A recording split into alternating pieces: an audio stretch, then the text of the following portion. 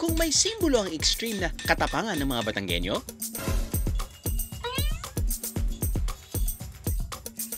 Ano pa nga ba kundi ang kanilang balisong? Tara, side trip muna tayo sa bahay ng Taal.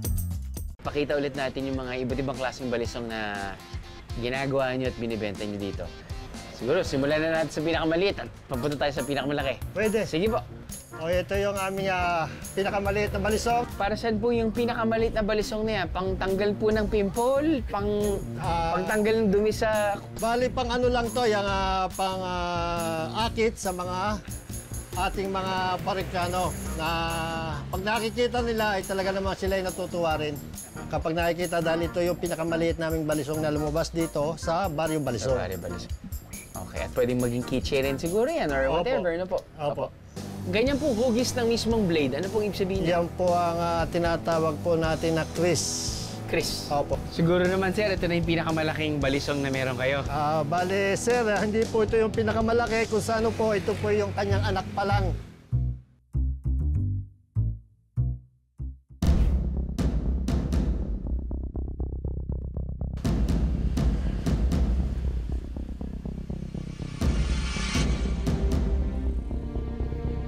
Ito na nga yung pinakamalaking balisong siguro, no? Oo, bale yan ang pinakamatandang balisong dito.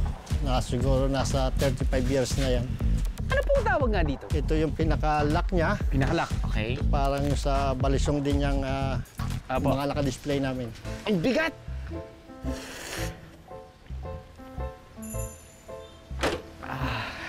Pag nakahiga ako, ako 6-footer ako eh, so... Siguro...